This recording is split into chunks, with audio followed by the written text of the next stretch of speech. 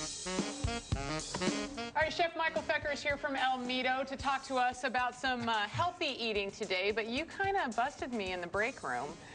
Yes, I was eating a frozen food that you didn't like. She's so busy every day. She has no time, is like many of us. This is the label. But all my point is, guys, keep it simple. A nice breast of chicken that has been seared with maybe few broccoli florets would give you the same satisfaction and much more, and would give you a feeling of ownership. You created the flavors that you're tasting, and it's very simple, and we have no excuse to say we don't have time. You either make time for eating healthy, or you make time for being miserable and sick.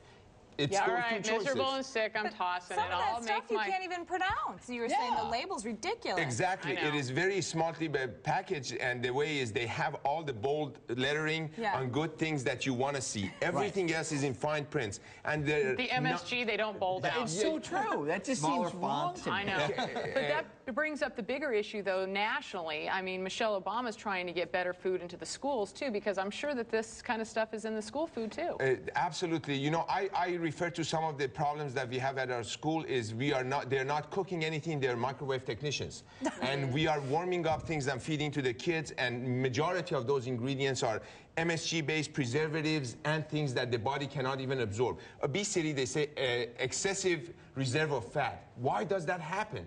Imagine when we eat MSG, for example, our pancreas creates 3 times as much insulin as necessary for the body. And then you crash immediately when that insulin is not created. So on and on. And I'm proud to be a part of the Chefs in the School program because I'm first a father.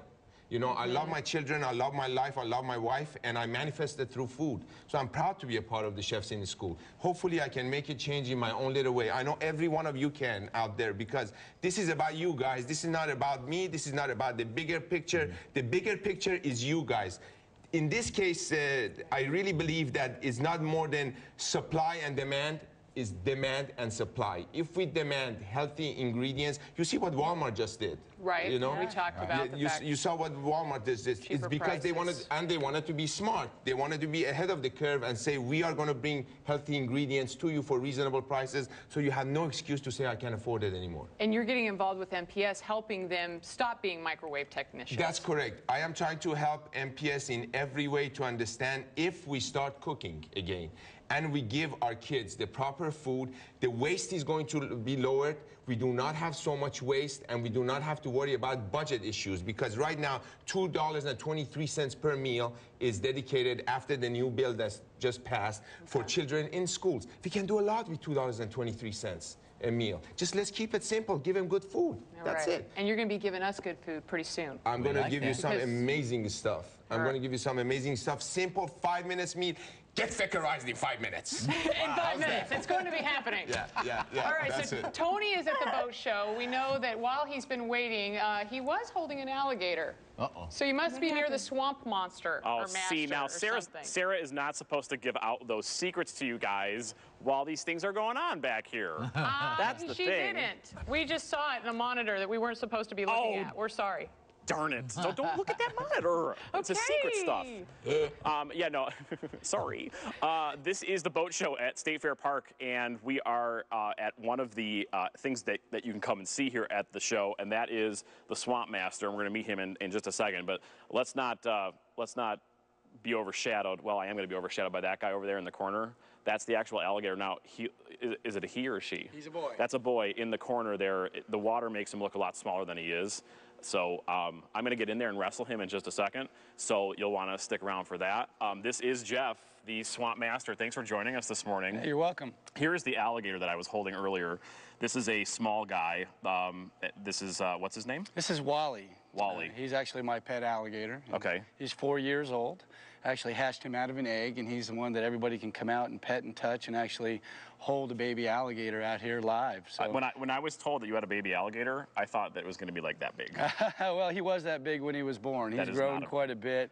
He's actually growing into a teenager here at this stage, but he's very popular out here at the boat show. He's a teenager. Does he like the rock music? Oh, yeah, he rocks. We all rock. That's what we are. We're rockers all the way. Is he into the Wii, the PlayStation 3? Yeah, he does it all. He likes to exercise. Whoa, whoa, whoa, whoa. He does it all. So can I hold him? You may. Okay. So There you go. You just don't want to squeeze him too tight because he'll pee on you. So there you go. God. Oh, jeez.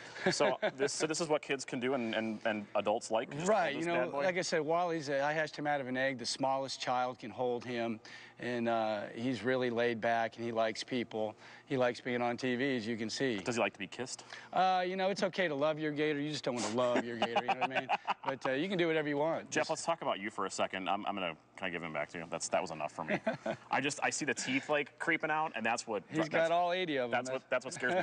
How did you get started doing something? You wrestle these guys, right? Yeah, for well, you know, entertainment. I really get away from the alligator wrestling. Alligators really don't know anything about wrestling. That's true. That's a Miccosukee and Seminole Indian term. It goes back hundreds of years. Okay. I look at it as a skilled demonstration of alligator handling because there's really no wrestling involved. It's not man against beast. Sure. It's not a competitive match at all. It's a very humane show, an educational show.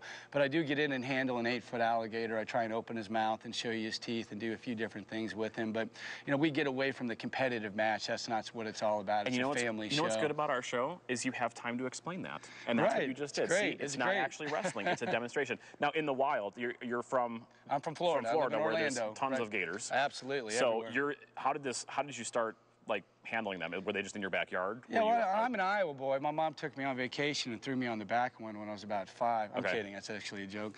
You know, I started at a theme park in Florida. They were putting a little alligator show in, and I got the job as the guy doing the hosting, the talking. I got a script and studied it, went and read for the part and watched the handling and decided to learn how to do it. Okay. And after getting bit my first week, I had to think about doing it again, and I did. I came back and continued to do it and became the main handler at a theme park and did 1,000 shows a year for 5 years, and they went out of business, so I developed a traveling show. Instead of coming to Florida to see a show, I thought, hey, what if I bring it to the people? And that's what I did. I built a stage, got an agent, and now he books me all around the country performing alligator shows. Now, just so you know, this is not all fun and games because you were showing your your battle scars here. Where when did this happen? This happened on Mother's Day of the last year. What a nice, about what a nice 8 months. gift. 8 months ago, I put my mom through heck. Let me tell you. Wow. But yeah, I had 37 staples and 26 stitches. Had a 9-foot alligator grab me during a show and roll me around, and I had to tear my arm out of his mouth. Because when they do that, they clamp down and they just kind of thrash their bodies around. That's how they absolutely. They hunt and a 9-foot alligator has 2,000 pounds of pressure in closing, and he'll hold on to you all day. And I was very lucky that it wasn't worse. But he put a pretty good hurting on me, as you can see. And it's been a comeback. It's been one big comeback. But you know, I've done 120 shows since I've been bitten, so I guess I'm back. You know, I'm still the teacher. I'm still the teacher. If it's what you know, it is. So this is the tank that you will actually be going into during the show that people can see.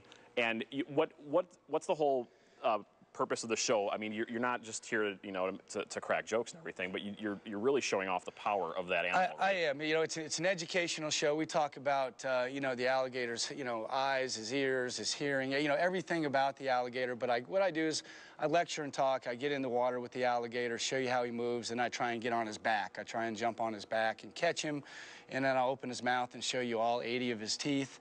I'll do a trick called bulldogging, where I pin his jaws between my chin and my chest, and I'll let go. It's an old Indian technique of how they used to tie an alligator's mouth shut by themselves. And then, you know, after that, we get Wally out and walk him around. All the kids get to pet and touch him. They hold him, get their picture taken.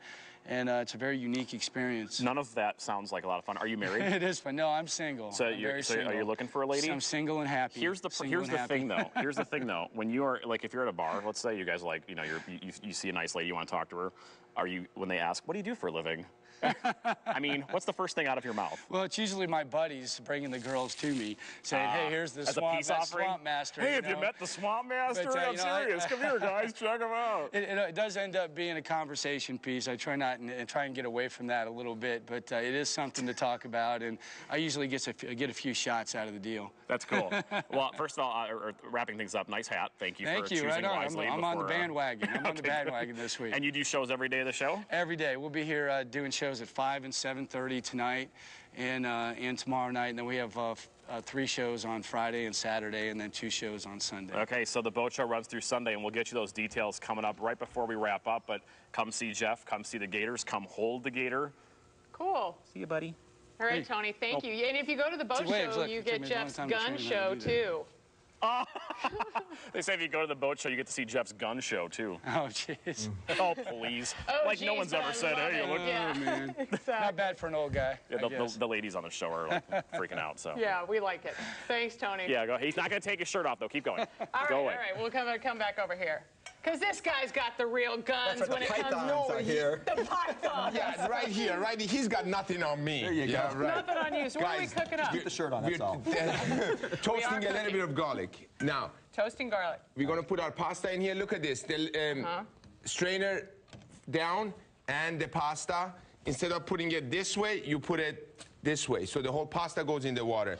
Bring up the pan here. Toasted a little bit of garlic. We're going to add some tomatoes. Okay? So don't let any of your dry pasta hang out. Is what you're Exactly. Nicely said. Thank you. Thank you. Hot pan. A quick toss. Very nice. And what we're going to do is now we're going to add our fresh spinach, the arugula, Oh, it smells great. okay?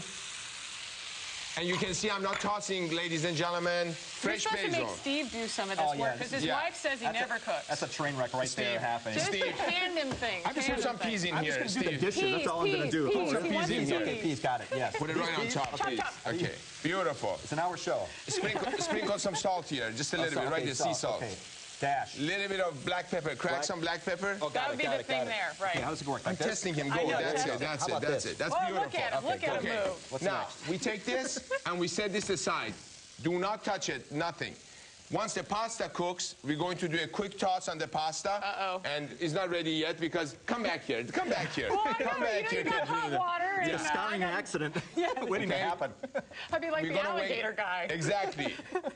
With 4 fingers, is that what Right, you're saying? lefty. 8 fingers, yeah. Lefty at the Swamp Master. Then we're going to take the pasta water, and with the heat of the pasta water, we're going to warm up the vegetables or the herbs and aromatics in there, and the whole pasta dish is going to come together. This is it. Wow. This is it. You don't need to do anything else to this dish. Okay, say that again because I know we were talking really fast. When You're going to take... we take the pasta water, some of this Okay. pasta water is going to go over the herbs, is going to wilt the herbs, and that is going to be the sauce within the pan with the extra virgin olive oil, the fresh garlic, fresh tomato, spinach, and arugula, and very simple, and that's it. And Steve is going to hug me, and once he tastes it, and he goes, man, this is great. This is great. Thank you. He's good on cue. He's Yeah, very it good on is. cue, but we Yeah, can't do yeah. that yet because the pasta's not That's done. right. That's right. When we Okay. come back in the last segment, I'm going to show you how this whole thing is going to come together. And please send me your. By the way, this recipe is on realmilwaukeenow.com. You got it. Download it and enjoy it, or you It'll go be to good. ilmito.com and talk to me. Right. We'll Right? work it out. Great. Okay, we're going to take another look at what happened when the Idol auditions came to Milwaukee. We're going to give you kind of a preview about tonight's show. We'll be right back.